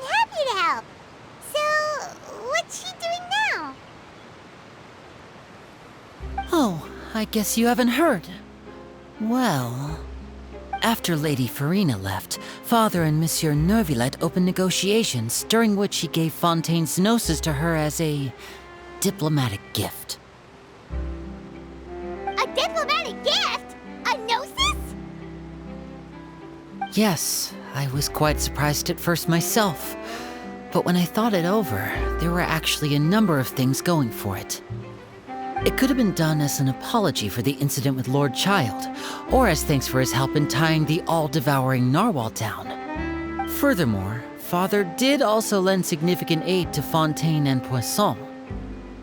Well, that's true, but this is a gnosis we're talking about. Doesn't this seem a bit irresponsible? I would agree, but I've also heard that it seems that Monsieur Neuvillette has had a significant change of heart regarding the matter. So there's some reason for this that only Neuvillette knows about? I suspect you'll have to ask him about that yourself. Yes, speaking of which, I did see him strolling around the entrance to the Fortress of Meripede a while back. Isn't he real busy and stuff? Paimon didn't think he'd have the time for that. But back to the topic. The gnosis was given to the knave, right? What about Child? They say that he's returned to Snezhnaya to recover from his wounds. I hear that the recent disaster really did a number on his health.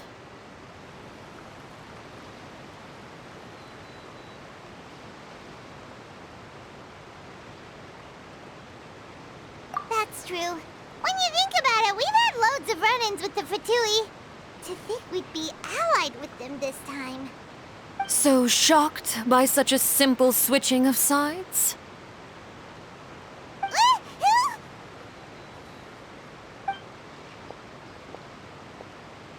Father!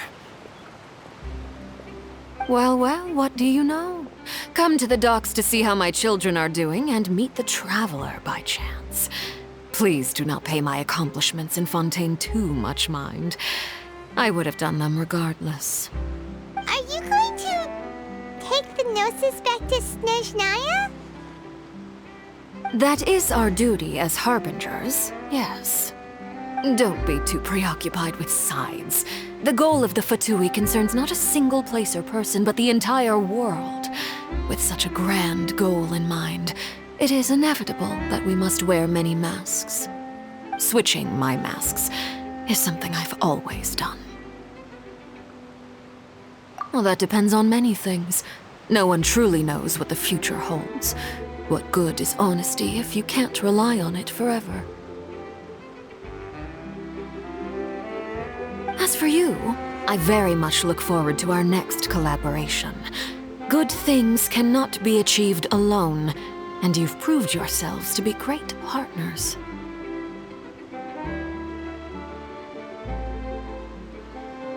A vision? All right. I'll remember to return it. Thank you for keeping it safe for him this entire time.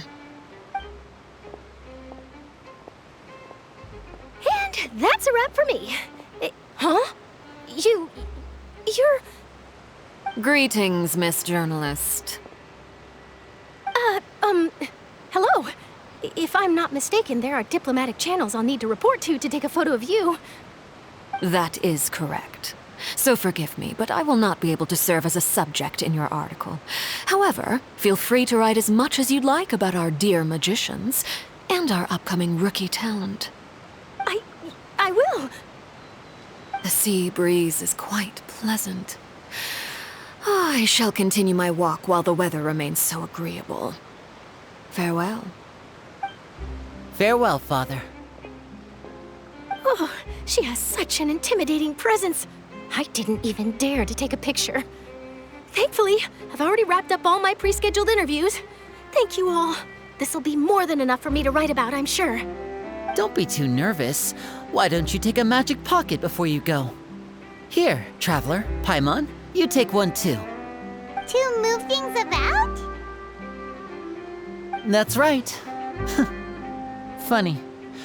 I was giving out magic pockets when we first met too. And what do you know? I'm doing the exact same thing right now. So many things have happened, but the pockets are still the pockets. I guess this must be life.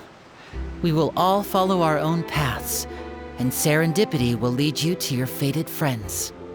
All right then. We'll be handing out pockets in some other districts later, so we'll get going now. Have a good day, you two.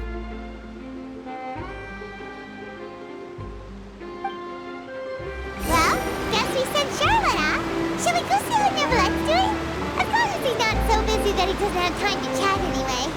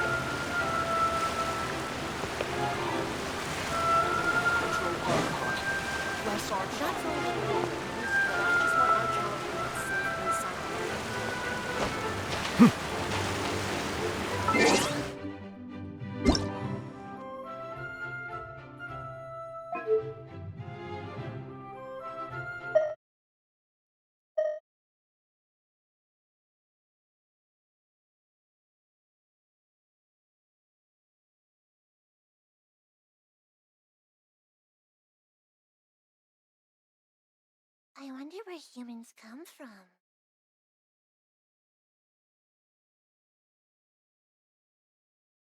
Who else Oh, deserves Hydro to take the Archon, stage more than Lady bless our Farina? child with health and wisdom. That's all well and good, but I just want our...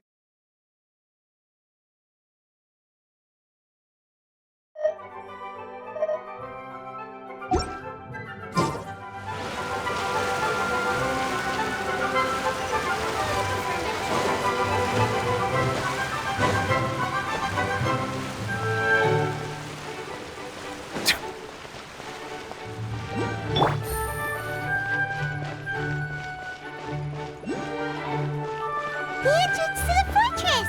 Ooh, he really is there!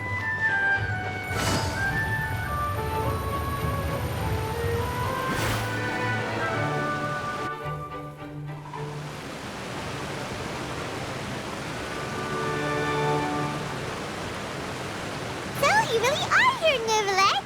Hyman didn't think you were going to have free time this hour of the day. Really? Oh, I suppose you must have met Mr. Linney. He took the time to greet me earlier when he passed this way. In any case, you came at a good time. I was just considering reaching out to you to set up a meeting, so I may explain some things that I haven't had the time to before. Aw, Paimon's glad that you remembered. Thank you for keeping us on your mind, what with you being busy and all. Alright, let's have it then. How was Fontaine actually saved? The whole business is still quite the mystery to us.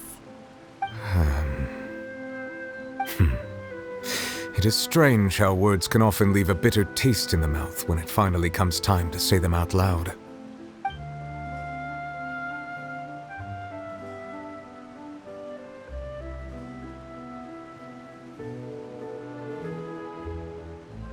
Whoa. So that's what happened? Focalord destroyed the divine throne of the Hydro Archon and restored your power to you, transforming you into a fully fledged elemental dragon sovereign! But Paimon still doesn't quite get what you did to save the Fontainians from dissolving. For me, the authority of the ancient dragons refers to absolute control over the hydro element. Fontainians were incomplete humans born of Egeria's use of the power of the primordial sea, with constitutions similar to that of mimics. But so long as those primordial energies remain within them, I could use the ancient dragon's authority to grant them true blood, after the fashion in which life was first brought into being on this planet. In other words, when I gave my verdict, Fontainians became true humans, and thus would naturally no longer be dissolved by water from the primordial sea. Focalor must have counted on you to make that decision as well. Your verdict was the key to making the prophecy appear to have come true while saving everyone.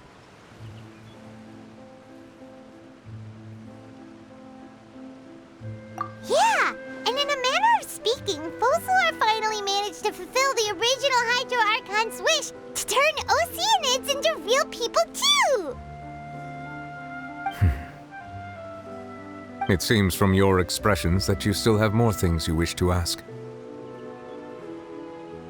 Ask away. I will tell you the truth as I know it.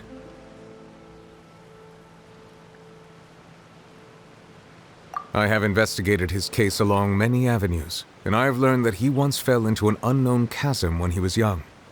There, by chance, he awakened the all-devouring narwhal. But whether it be by sentiment or reason, that should not have been enough to consider him the root cause of the disaster. At most, he would have had tangential liability. As for the judgment passed by the Oratrice during the trial, whether it was due to that liability by association, or Focalor deliberately using him to buy time for us on the assumption that he would be able to hold the creature off, I cannot say. Guess Focalor had Fontainians in mind the whole time. In the end, it was thanks to her that they finally became real humans. Hang on a second. Paimon suddenly got another question. Back when Fontainians hadn't yet become real humans, were the children they had also transformed Oceanids? Life has always flowed like water. Do you recall how Fontainians would often come to the Fountain of Lucine to pray for children? Yeah, Lynette said the fountain is where all the waters in Fontaine converge. In truth, even those couples did not know that such prayers were no mere custom, but instead a form of ritual. Those Oceanids who were blessed within the spring water would later descend as new humans in the coming months. Paimon sorta gets it now. Either way, seems like this ritual won't be of any further use, but it'll probably live on as a local custom. Ask away. I will tell you the truth as I know it. Yeah, about that. Risley said Farina has already left. What's that all about? Ah, Lady Farina. The people are only aware that her death sentence has not been carried out. She abdicated the post of Hydro Archon and left affairs related to that title to me, before leaving the Opera House. I related Focalor's words to her faithfully and completely. After hearing them, she seemed neither saddened nor comforted. She simply said that she was tired and needed to rest. Having said that, she then packed her things and moved out of the Opera House, not unlike how an ordinary person might. But she's still got a place to stay, right? You need not worry. I will make arrangements to ensure that she will not want for food, clothing, board, or travel. In truth, I am somewhat happy for her. The wear and tear on her spirit will, of course, take time to heal. But now that she no longer has to play the role of Focalor the Hydro Archon, she can finally lay down her burdens and lead a normal life. What about you then? What are your plans now that you've regained your full powers as the Hydro Dragon? After Focalor passed on, the Oratrice also ceased to function. This matter will directly affect our trials. After much careful consideration, I've decided to take over its role in our courts. From now on, I shall hear cases and pass verdicts by myself. Looks like you're still considering stuff from the perspective of the Udex, huh? As an elemental dragon, there are indeed many things that I must do. But this power and this duty, in a manner of speaking, you could say that both were granted to me. As such, before I attend to my other responsibilities, I must first and foremost continue to serve Fontaine as its highest judge. The duty of the Hydro Sovereign and the duty of the Udex shall coexist within my person. Additionally, the Hydro Archon's departure has brought about another problem, which is that the Opera House shall no longer produce indemnitium. That's true. That power was derived from the people's faith in the Hydro Archon, wasn't it? Wait, but the various mechs and machines in the city are all still okay. Where are they getting their energy from? As I am now, I have full command over New Musia, and it can serve as a complete substitute. Another reason why I cannot quite leave Fontaine immediately. Wow. This ancient dragon's authority stuff is really quite useful, huh? Ask away. I will tell you the truth as I know it. Oh, that's right! They say you've given it to the knave as a diplomatic gift or something! Leaving aside their intentionality, the two Fatui Harbingers have indeed done much for us during this crisis. Their sole remaining goal in Fontaine, at least at this point, would seem to be the Gnosis. The Oratrice has ceased to function. The Hydro Archon's divine throne is now no more, and I do not need the Gnosis's power. As such, it has lost all meaning for Fontaine. If the Fatui have impure designs, we might as well accede to their request now, and avoid unnecessary conflict. What complicated considerations! Paimon thought you were just giving it to them out of gratitude to the knave and as an apology to Child. Ask away. I will tell you the truth as I know it. You will soon be heading to Natlan, I presume? I'm afraid that I have little talent as a travel guide, so all I can do is tell you what I know about that land. As far as I'm aware, Natlan can be said to be a nation of dragons. A nation of dragons? You mean like you? No, I suspect that I would not find myself welcome there. Unlike ancient dragons such as myself, the dragons of Natlan have undergone long years of development and evolution. Large numbers of them have entered a form of coexistence with humanity. Natlan is also the nation of war. War ravages those lands like an undying flame. There is one other piece of information I got incidentally from my negotiations with the knave that I believe may be useful to you. The harbinger known as the Captain has thrown his hat into the endless ring of war. The Captain. Sounds like a real tough customer. Seriously, everywhere you look, there's a Fatui Harbinger doing their thing. I suggest that you fully prepare yourself before going to Natlan. In the meantime, Fontaine's doors will always be open to you. Ask away. I will tell you the truth as I know it. Hang on a sec. Paimon's still got a question about the Gnosis. When we spoke to Linny earlier, he mentioned that your attitude towards giving away the Gnosis had clearly changed. We guessed that there might be some reason for it that only you were aware of. No wonder the House of the Hearth is the Fatui's intelligence division. They are certainly sharp. So regarding this specific issue, I was just getting ready to share something with you. What is it? In truth, I exchanged some further words with that lady named Skirk after sending you two back to the surface. It went something like this.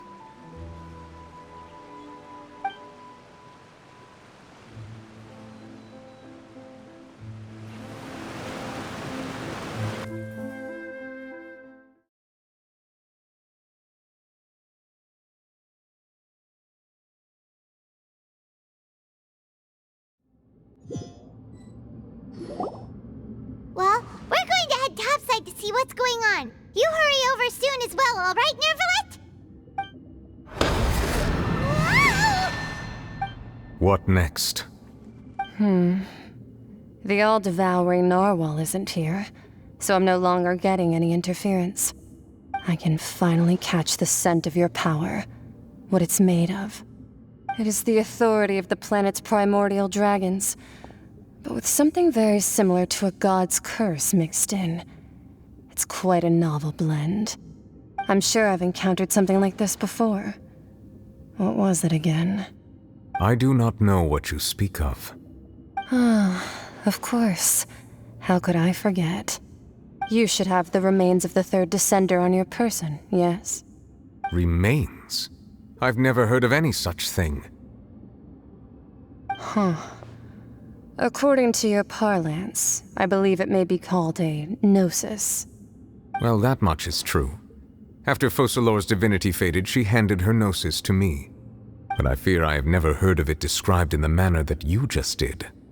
I've been training with my master, the Foul, ever since I was young, and I have never returned to the surface since.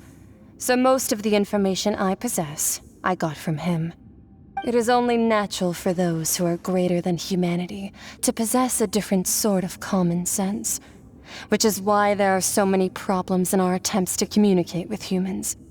Regardless, you should probably get rid of objects of misfortune to prevent any disasters from befalling you. To live in itself is a blessing. But once a person dies, the bonds he once had with this world shall all turn to curses. What do you mean by that? No need to fret. These are just my personal thoughts, and my reason for no longer wishing to return to the surface. This third descender you refer to, who are they? And when did they die? Master never mentioned them to me. Perhaps it just wasn't that important for me to know. If you're interested, though, I could ask him. I'll be sure to pass the answer on to you next time. Next time? You believe we will meet again? I do. Wait. I have a disciple of my own, don't I? He can be the messenger then.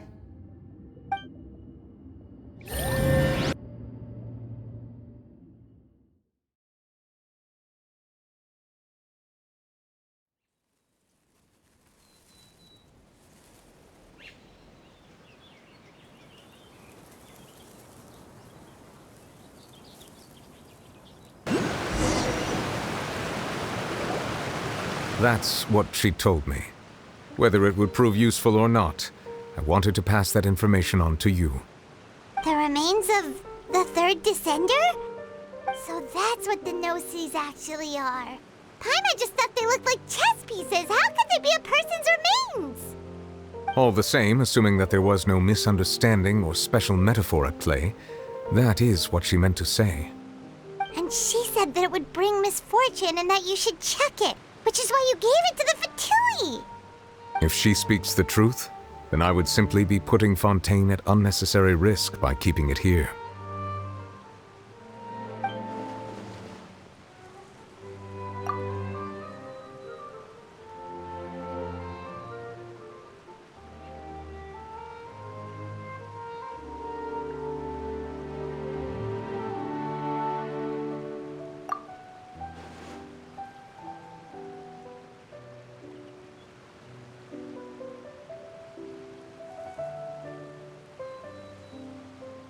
I had guessed that you might already be familiar with this concept, but I did not expect you to be one of them. That means that the Gnosis, which are exceedingly element-compatible and can even enhance elemental abilities, do indeed come from the third descender. I wonder, does your body also possess similar properties? Like being able to use elemental powers without a vision! That does sort of count as special compatibility, right? No, let's not think about this stuff right now. It just feels creepy. Comparing the Traveler to the dead third descender and all. That's what you say, but this topic still feels like bad luck. Once Child recovers, let's get some more answers out of him. Or go look for his master and get the answers that way. I too believe it unwise to make too many blind guesses when information is lacking. The same is true of being at court. All right. Whatever the case, it seems like the crisis here in Fontaine's over for now. Yes. All of Focalor's efforts were for this moment as well. But she sacrificed herself in the end as a god, and she suffered through all those years as a human. Was that really what she wanted? I suppose that would be the mystery of a god's will.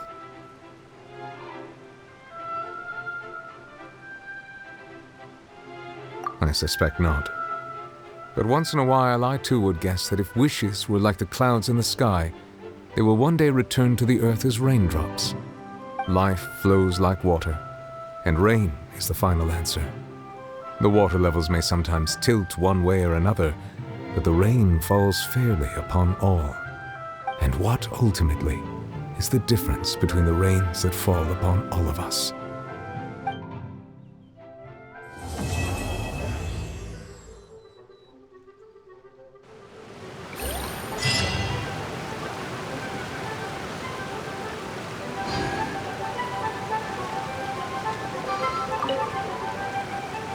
It seems from your expressions that you still have more things you wish to ask. Ask away. I will tell you the truth as I know it.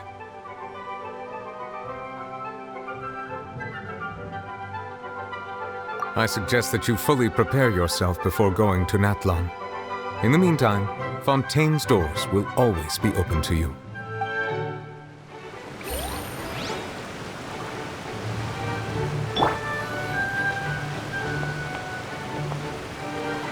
The tides beckon.